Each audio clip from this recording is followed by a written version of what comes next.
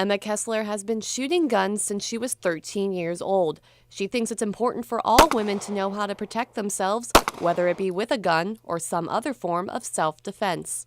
Biologically, women are typically smaller and not as strong. If you were unarmed and encountered with someone much bigger than you, whether that's a woman or a man, you might be in trouble. This year, 10 states have introduced bills that would let students who are licensed to carry guns to carry them on campus. Lawmakers think this would help deter sexual assault and help students to protect themselves. States proposing the bill include Florida, South Carolina, Tennessee, Indiana, Texas, Oklahoma, South Dakota, Wyoming, Montana, and Nevada. Ohio is one of the 17 states that forbid guns on campuses. According to the Ohio Revised Code, Ohio state law prohibits the carrying of a concealed weapon on any property owned by a public or private institution of higher education unless it is locked in a car. F-Rape Culture is an Ohio University social movement working to challenge and end rape culture at the university. They've held several protests regarding sexual assault on OU's campus.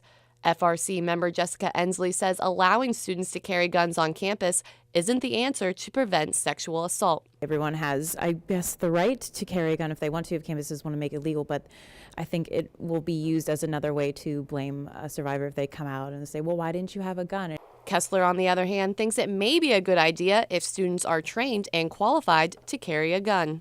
What makes it different once you step on a college campus? If I'm 22 years old and I can carry at home, what makes it different once I get here? Why am I suddenly not allowed? What makes this either safe enough that I don't have to use one, or what makes me suddenly irresponsible and not be able to own one? While some students may not think guns are the solution, the university does offer another option for students to learn how to protect themselves. The Ohio University Police Department offers free rape aggression defense classes to students and the community. Officer Brandon King teaches women the basics of self-defense. We'll teach risk reduction strategies, risk awareness strategies. We'll teach confidence, assertiveness, and then the basic self-defense techniques. And they're universal, but they're techniques that where a 14-year-old girl could come in and learn the techniques, or an 80-year-old woman could come in and learn the techniques. Although a gun advocate himself, Officer King says many students aren't ready for the responsibility of firing a weapon. Right now, we're not ready to take that next step. I think it's further down the road.